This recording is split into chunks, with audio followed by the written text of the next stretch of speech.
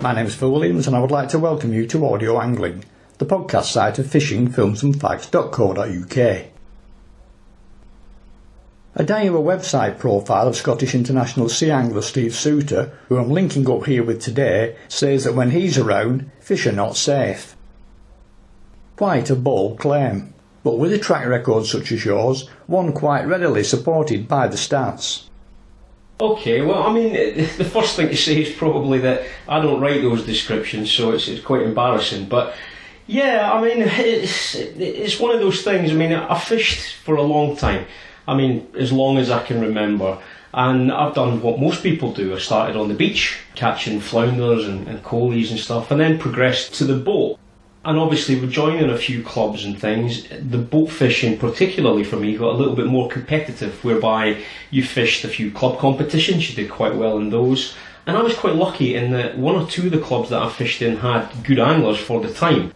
A couple of guys that spring to mind. One guy called Jim Meiklejohn, who you might remember, he's 25 years in the past now, and another guy called Adrian Black were both Scottish internationals on the boat at that time. So there was good guys to learn from and good guys to aspire to. So my progression then went into the open competitions, fishing alongside these guys, and like anything when you start out, it's a bit of a hard learning curve. You take quite a few kickings to begin with till you begin to learn from your mistakes and get better. And me fishing with those guys sort of, I suppose, kindled my interest in the international scene, where obviously there was a want to fish for your country, to fish for Scotland, but I didn't really understand it in the early days. It was a complicated process. I just thought, you had to win lots of competitions to get there. But back in those days, you had to win the competitions, or you had to get consistently good results, and then you had to go through a process of applying, which I did. And the first couple of years it was a bit disappointing that I didn't get in, and then got an opportunity to get in, and as fate would have it, was fishing with the two guys that I mentioned. And went from there really, and consistently did quite well in some of the open competitions within Scotland. Progressed to home nations level, which was sort of the first tier of the international ladder, as it were, and didn't set the world alight to begin with, because it's a whole new different element. Team fishing's different. Egos within teams, there's all sort of things you have to learn to contend with at that level. But that's where it went from. From there I went on to fishing for Scotland regularly, world, home international and European level, and have done that ever since really for the best part of 30 years. So yeah, I mean, reputations are all very well and good, but it's the old adage, I quote this quite regularly, you're only as good as your next result. This rubbish about, you're only as good as your last result, that's in the eyes of the world. In your own mind, you're only as good as the next thing. So if you win, it doesn't really matter, it's gone. You've got to try and win the next one, and that's how I try and maintain my focus. But yeah, very good to be quite well regarded in the scene, as it were. Speaking of wins, how is the old CV shaping up? Oh, I mean, if we're going to go down the list, I mean, the easiest way to do it is probably to split it sort of domestic and international. International level, which if we take it as the highest level, as a team unit, bear in mind that you're not really fishing for individual honours here, it's team honours, team gold, as it were. I think I've got 5 international team golds at home nations level. I've been a top individual a few times, but that really doesn't matter because you're all part of the team, as it were.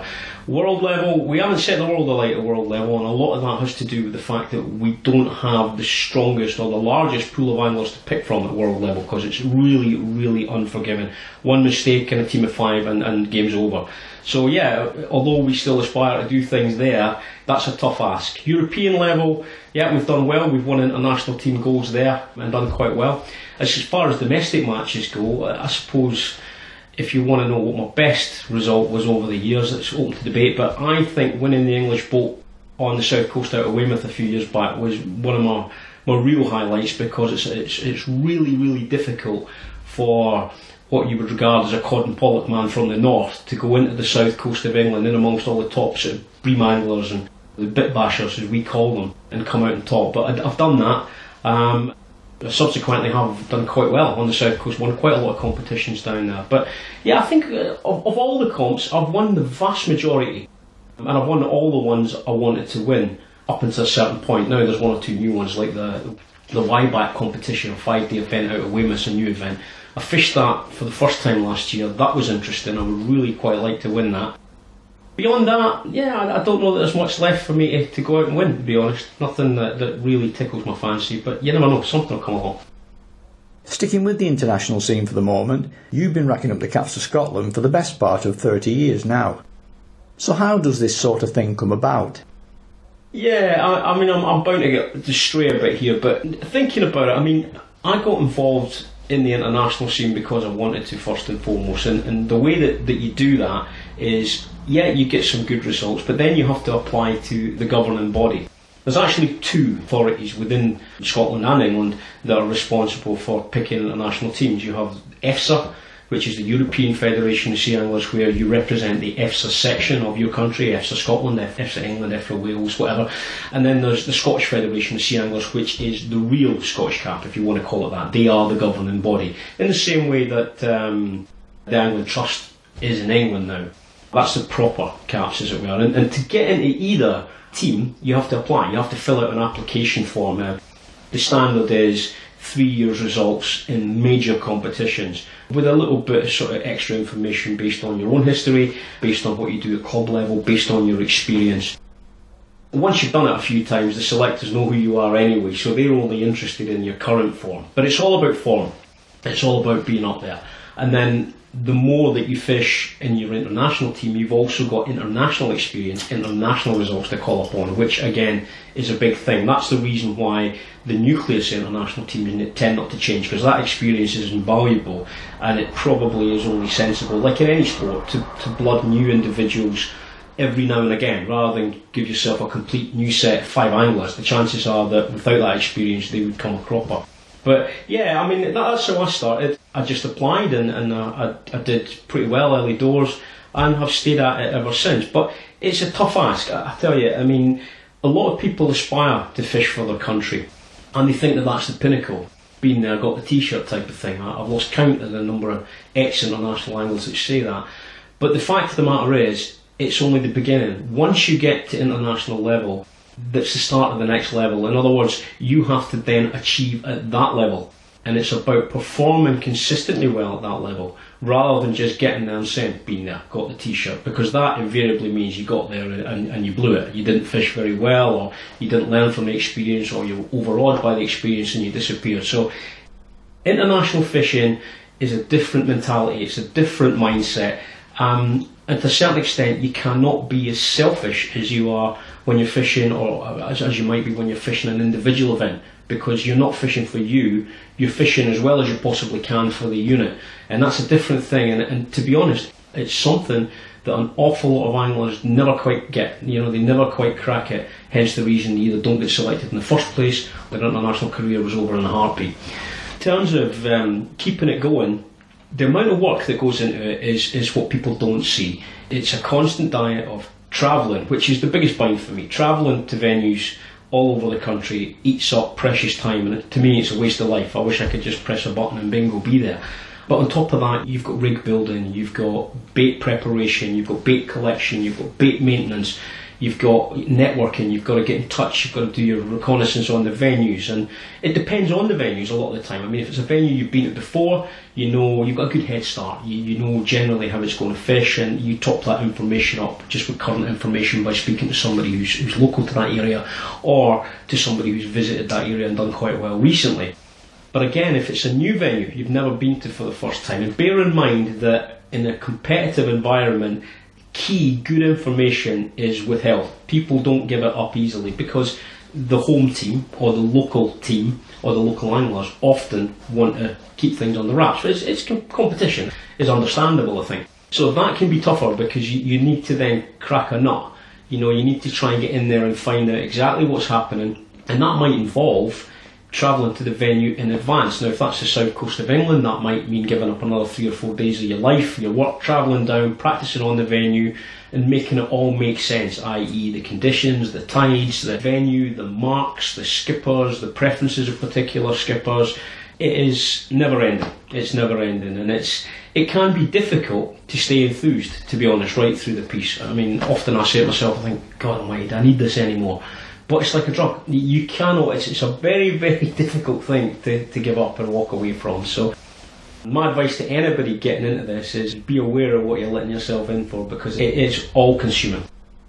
There is a downside to it all as well, in that most other aspects of your life, your family, your other interests, all have to go onto the back burner until the international curtain finally closes once and for all. Yeah, I mean, I suppose it's like any long-term big commitment. You have to make sacrifices. If you're going to be successful at anything, there's always a cost. There's no two ways about that.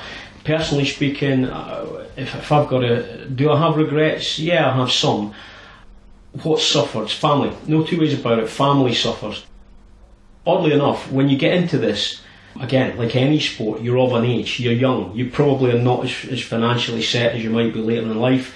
So there's strains on budgets, there's things that don't get bought for the house because you've got to go fishing, or you've got to pay a match entry fee, you've got to buy a bit of kit, like back in the day when we used to buy a lot of tackle. You've got to make sacrifices there. There's real strain on your time as well. You don't see your family as much if you've got young children.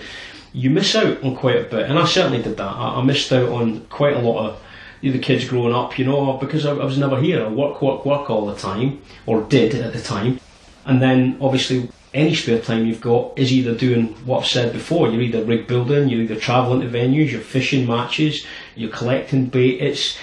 Time is the thing. You do miss out on a lot of things at home, and anything else you're interested in. I mean, darts are a big thing to me. It's my sort of I don't know, it's how I relax a little bit. I watch a lot of darts. I'm absolutely pathetic at the game, but I'm a student of the game, have been all my life. And I like to get away to some of these events, get and see some of the darts things, and do as much as I can. In the early days, I never got to do any of that. Even now, it's tough, because even though we get a bit older, a bit greyer, a bit fatter, a little bit longer in the tooth, I seem to find that the time constraints are just as bloody bad. I mean, I can't get 5 minutes to do things at the busiest time of year, which is generally May through to about October. Is absolutely flat out. And you're not too keen on the blazer wearing aspect of it either. Yeah, I've always been a bit of a rebel, I think. When it comes to being conformist, I don't know, I think the teenage me kicks in a little bit.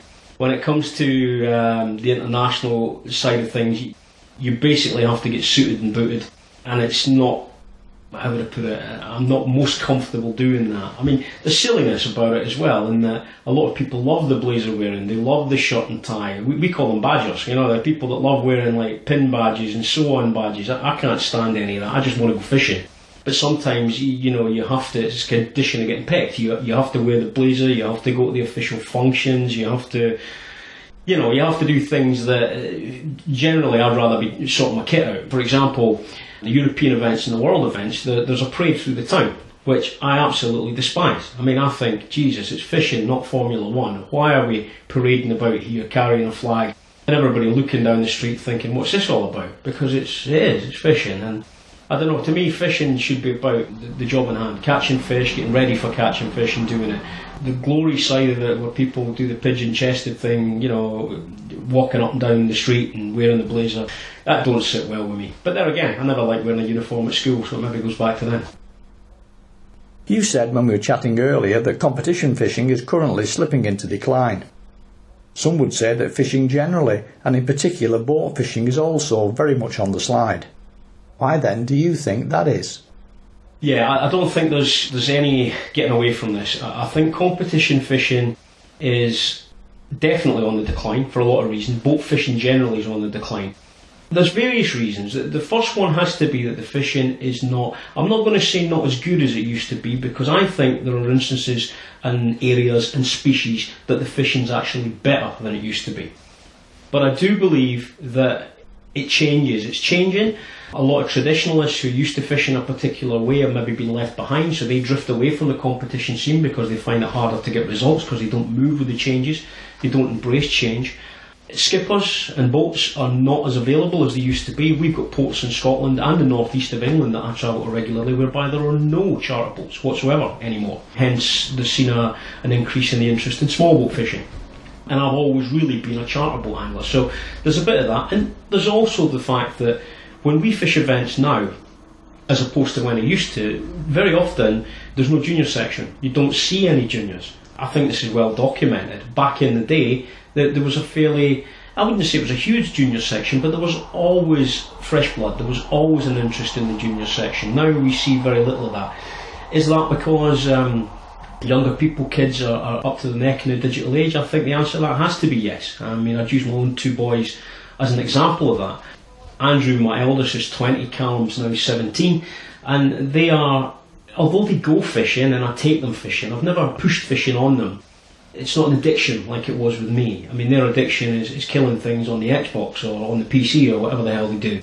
Whereas back then, I suppose you wanted to go out. That was your recreational time. Whether it was kicking a football against the wall or going down the beach and having a chuck for flounders or going down the pond and having a chuck for perch. There was a lot more outdoor goings on back in the day. So I think we don't have the fresh blood. I think it's a difficult thing to say, but I think it's boat fishing, certainly competition boat fishing, I believe is in terminal decline. I think our game is a dying game. I don't think that there will be anything like as many competitions 10 years from now, if indeed there are any charterable competitions at all. Now I know that you have very strong views on conservation, and equally I also know that if I push hard enough you'll always say things as you see them, regardless of what others might feel. So at the risk of tempting you into troubled waters, is the current poor health of fish stocks for whatever reason playing its part here, with nowhere near enough fish to keep Mr. Average interested? Well, I'm going to bat that question aside, but I'm going to go down a different track. Conservation to me is, I'm not going to describe it so much as a necessary evil. It's something that we all have to be aware of and we all have to adhere to up to a point. My problem with conservation, and I mean, it's not just my problem, I mean, you could look at discards and all that kind of thing that really fly in the face of what conservation should be all about. But my problem with conservation is, as an angler who has always fished and who loves to fish and basically has done things their own way for a long time, I find it very, very difficult to tell somebody not to do something, i.e. don't kill 5 fish as opposed to, don't kill 1 fish or don't kill any fish. And I think there's a lot of people quite enjoy or get off on preaching to anglers what to do and what not to do. My experience of competition fishing is that back in the day, we used to, and I'm going back a lot of years now, probably 15 plus years, many of the competitions were catch and kill. So you knocked everything on the head that was of a legal size, you brought it in, there was a weigh-in, and you were awarded a straight weight or points based on your weight. Now, I don't fish any competitions at all that are catch and kill. There's still the option to take a couple of fish for the table if you're fishing for whitefish, i.e. haddock, cod, whatever, you want to take a couple, nobody's got a problem with that. But I think as anglers we do an awful lot for conservation as it is. What I don't welcome is people who sit on committees who don't fish or who fish once in a blue moon and preach to me and other anglers that we should be doing this and we should be doing that, when in fact we're actually doing a lot already, and I don't think we deserve that. I think their efforts and their energies would be better spent moaning at politicians. And there's one or two other people who, again I'm talking about Scotland here, who have made inroads on the political side of things and have done some good things. Equally, there's those that treat competition anglers or regard them as terrorists, and to me it's just conservation Nazism and I could do without it. Best probably not to push any harder then. That's all you're getting. Now in stark contrast here, when the boat competition season is over towards the end of the summer through till the following spring, I believe that you like nothing more than to put the boat tackle into storage and pleasure fish from the shore. Yeah, come October time, I'm not quite burnt out, but I'm close to it. And again, that's nothing to do with the fishing, it's all about the travelling. It's the travelling that eats me up. And come about, October time, sometimes a little bit earlier, I'm actually quite glad, and a lot of people probably wouldn't believe this, to hang up my boat fishing gear and just put it away for 4 or 5 months. And what I tend to do then is, other than sorting gear out for the following season, because there's a lot to be done in advance of things kicking in again in May, is I do an awful lot of shore fishing. I like nothing more than some of the local beaches, some of them are quite remote, is to drive away to one of these beaches and wander and just fish for whatever it may be. It can be turbot and flounders locally through the autumn and into the winter. We get some really good fishing. It's easy fishing. There's no prep involved. There's very little bait prep involved, rig prep. I enjoy that. That's my get my head together time. And the last 3 or 4 years I've done a lot of LRF fishing. which I really enjoy. A lot of people don't get it, but it's all relative. Fishing with a toothpick rod and tiny little lures and hooks. To me, catching a 3-inch pouting, whatever it may be, a 3-inch pollock or coalfish or something, it's all relative. On that kind of gear, it's the same as catching a 3-pound codlin on a brush handle. So yeah, I do quite enjoy that. And what I found with LRF fishing during my downtime, there's complications in Scotland because the waters are not as temperate, so when the water temperature dies away, the fish numbers that the guys on the south coast see are not here in Scotland. You've got to work harder for them. But what I find is that the LRF really improves my fishing touch. It's great touch fishing. What used to happen, I used to find at the start of the season, come May, when I get back into boat fishing, it can sometimes take me a couple of matches to really feel that I'm timing everything right, that my hands and my eyes and everything's there. LRF fishing in the downtime means now that I can usually go in at the start of the match fishing and hit the ground running, So yeah, and that's what I do out of the fishing season. Any particular standout trips from the shore? Maybe even those fished abroad? I'm not big on foreign fishing for a lot of reasons. Again, my holiday time, believe it or not, is just about eating up where, if it's not commitments to to Daiwa or commitments to the various, whoever I'm writing for at the time on the magazines, or actual match fishing and fishing commitments, it's very rare for me to have like a week where I can just say, right, we're going on holiday for a week and we're going to travel here, there and everywhere. I'm hoping that'll come about in the next little while as things slow down a little bit. But no, I mean, it catches from the shore. I mean, I've twice had memorable, really good cod catches from the shore in the winter. I've twice had over £100 off the rocks. That nowadays is quite an achievement. But to be fair, in Scotland, on the rocks, in the winter, on the right marks, on the right tides, it is not difficult to catch quite a lot of codling. But there again, I've had plenty of other times when I went out and I caught nothing. So there you go. So is that how your future fishing is going to pan out then, when you retire from the boat scene? I don't know. I think it's always going to be there as part of me. I mean, I live close to the beach and the shore, so stealing a few hours on the beach is never an issue. It's good, I quite enjoy that time. Going forward, I think I'll always be involved in boat fishing to some extent, unless I lose the power of my legs. I think I'll always be on boats. I think I'll always be fishing. I don't think I'll be competition fishing quite as much. To be honest, I try and do less competition fishing every year. It just never seems to pan out like that. But no, going forward, I think I'll be keen to still be involved in tackle development, I suppose, a lot of that, and that has to be done properly out in the field. You cannot do it in a room, bending rods and playing reels over a table. It doesn't work like that. You've got to go out and get the gear dirty, get the gear wet. So I think, yeah, maybe a small boat. I may do it. I've resisted the temptation to get a small boat for years because it's just, to me, it just smacks of more work. I've always been take me to the fish and I'll catch some rather than launch the boat, take me to the fish, do the fishing, retrieve the boat and all the nonsense that goes down that road. I'd rather not have that for the minute. But in the future, I might have to resort to that. Can we just expand a little more on the consultancy work here? Because most people think it means getting a load of free tackle dropped in your lap, then going out and playing with it. But I know that it isn't. Objective feedback based on good sound knowledge of what you're feeding back on is absolutely essential. Otherwise, it's all a waste of time. Tackle consultant, it's not a term I'm comfortable with. I don't like it. And I suppose it depends.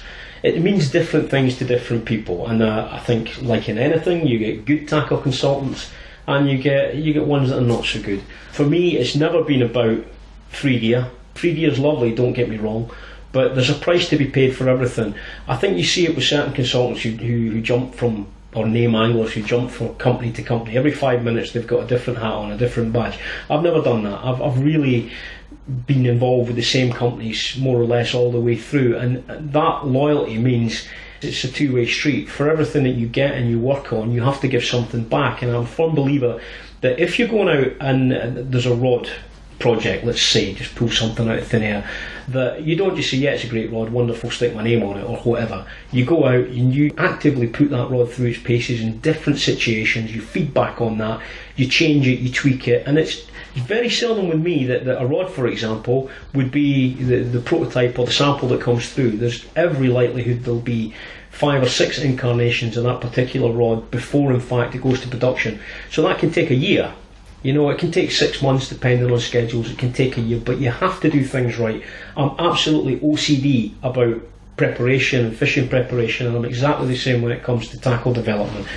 In terms of consultancy, I suppose the role it's a 2 or a 3 part deal, in that you've got the product development side of things and your involvement in that. You've also got the endorsement side of things, which means, yep, you wear the cap, you wear the badge. And I'm a firm believer that you should only ever do that if you're absolutely committed to the company you're with. I mean, I've been with Daiwa for 10 years and then more before I was on the books. And as I say to anybody, the tackle that I now represent, the brand that I represent, the tackle I use, is the gear that I used to buy when I was a lad, and I had to save up for it and get the gear. That's the kind of tackle consultant I want to see, and I want to see genuine tackle stuff and genuine commitment to a brand and genuine enthusiasm for getting the product as good as it can possibly be. I see a lot of people who wear a hat and then fish with different gear. That annoys me, and it's rife in this trade, and it shouldn't be the way it is. In the same way that tackle reviews, when people, obviously I review quite a lot of tackle, and I try as far as possible to be as objective about the gear as I can be. Just because a rod costs 30 quid doesn't mean it's rubbish. It could be really good for a particular niche, for a particular thing, and I think the first thing you have to do is you have to specify what the product's good for, and then in the same token offset that against what it's not good for. As time goes on, it's very, very difficult now to find absolutely terrible tackle. There's great tackle, there's good tackle, there's not so good tackle, but there's very little actual tat out there now. So it's one of those things. I try and be as objective as possible when it comes to obviously developing tackle, but also when I'm reviewing it. And if I've got a barrier, it sometimes is the fact that I'll review competitor company tackle, whatever it may be. It might be a pen reel, for example. And some people think, who put the gear out for review, that because I wear a Daiwa hat, I'm going to diss the opposition's product. That just isn't true. I mean, there are items in my kit, and Daiwa know this, that are not Daiwa items within my kit. Vast majority of them are Daiwa items, but there are, for example, some of the more competitive, the continental style match fishing we do, Daiwa don't make particular items of tackle for that, i.e. 5 metre telescopic rods on the boat, 5 metre boat rods, which to you as a boat angler would probably sound horrific, but there are situations where you need a long rod, i.e. bow draws, where casting's involved, where sometimes you want to fish a hook high in the water table and 2 on the bottom or 1 on the bottom. The only way to do that is to be able to fish a long rod so that your rig is the same length as your rod, as it were, so you can swing your hand. You sometimes have to use different tackle. So there are 1 or 2 items of tackle that we're looking to develop that aren't Daiwa things, but I will not say that something's rubbish just because it's branded by a different company. That isn't the way I tick. What about self-promotion on the small screen through TV and video? Yeah, TV. I mean, Sky have been great, I think, for a lot of sports, and sea angling's no different. Through the Tight Lines programme now, I'm actually not sure how many years I've done it for, but I've done it since the beginning. There's something in the back of my head says my son was 1 year old, so that would be nearly 19 years. That's been a long time. And yeah, we have to go down to London to do that, so I don't do it perhaps as often as I get asked to do it, because again, time constraints make things difficult. But I enjoy the studio stuff. It's good to discuss sea fishing, and it's good to talk about venues and maybe profile a bit of tackle. And the banter with Keith Arthur, who's been really good to me over the years, is excellent. I do enjoy that. And on top of that, we do some out and about fishing stuff. The last real set of films I did was up in Shetland. We broke Shetland to the world, as it were. Did a series of films up there and stuff like that. But yeah, I really quite enjoy that. I keep getting asked to do more, but the bottom line is I don't have the time to fulfil every possibility that's there. In the future, things slow down a bit. Yeah, we might do a little bit more. But at the moment, I do what I can when I can. And let's also not forget the written word. Magazine articles, and of course, your digital magazine, Planet Sea Fishing. It's funny how the magazine work came about as well. It was a bit of a fluke, to be honest. A bit of a fluke. It was a total fluke. I got asked again. This is 25 plus years ago now, to do a little bit for. It was Sea Angler at the time. I think it was just like a coastal report or a little thing, and it progressed from there. It went to bigger reports. It went to, again, tackle reviews, feature work, and I did really enjoy it. I mean, 25 years ago, it helped to pay the mortgage. Nowadays, I do same again. I do what I can when I can, and I suppose, much as I'm loath to admit it, old Mel Russ did me a turn or two. He did a lot for me in the early days, Mel Russ. So yeah, the magazine work was or is still one of those things that I do commit to it as much as I can, but I can't do as much as I would like. On the digital side of things, Planet Sea Fishing, well, we started that as a website or a digital magazine some 7 or 8 years ago. It's progressed through various guises into basically an information platform. I would like to take credit for everything there, but I can't, because the guy that I work with, a guy called David Proudfoot, does a lot of the groundwork and a lot of the hard work on Planet now. But yeah, it does well. I mean, in terms of monthly readers, it's got something in the region of 30,000 uniques a month. So it's not bad when you look at some of the print media magazines which are struggling to do 10,000, you know. So is digital and going completely paper-free the future as you see it? I don't know if completely paper-free is the future, but certainly a better marriage between print media and the digital media is, it's essential. If that doesn't happen, magazines will go to the wall. The problem you've got, I think, with the print media is that old school thinking. Older editors have got ways of working. They don't embrace change particularly freely, and I think what you see is that editors are maybe a little bit afraid to give too much away for nothing on the digital side, because by and large the internet is largely free, so they hold stuff back and give you tasters, or the whole project's disjointed. I mean, Sea Angler are absolutely the typical example. They're probably, and there's no two ways about it, in terms of presentation, they're the best magazine out there, always have been. They've got the biggest budget, the designers are very good, everything about it is good, but the marriage between the digital platforms and their print media platforms are non-existent. In fact, they actually pull against each other, and it probably is seeing their readership decline as it is. They ain't alone in that. I mean, some of the other magazines have not got it right either. You may know there's a new magazine coming out called Sea Fishing, which is a regurgitated title from the 80s of a now defunct magazine. That is getting run by, I think it's Blaze Publishing. They intend to get this marriage right. Whether they manage to do it or not remains to be seen. But I think it's key. I think the two things probably go hand in hand, and a little bit of technical nous, younger editors, a lack of fear of the internet and the digital media is definitely required to make it work. How much longer then either can or will you give the pressure fishing? That is a good question, and then the answer is I don't know. I don't know. I will probably do it until I drop, if I'm absolutely honest. But as things change, I think you've got to change with it. I think we will probably batter on for another 2 or 3 years doing what I do, but I would like to change it. I mean, the truth is I've been trying to take my foot off the gas as far as competition goes for a long while. But when you have an addicted fishing doubles partner who wants to go here, there and everywhere, you sort of get sucked into their slipstream, and that's where I am at the moment. I think I would rather maintain a little bit of a hand in what I do. I do a little bit with juniors and stuff like that. I try to bring on other people who are interested in fishing. I like to try and give a little bit more back. But again, it's a balance that is not so easy to strike. I don't know. I don't think we'll give it forever, but I think there will be some level of participation at match level for the foreseeable future, for the simple reason that some of the venues and matches that I go to now annually, I don't necessarily go because I want to fish the competition. I go because the venue's good, some of the people, and I've met some brilliant people through fishing over the years.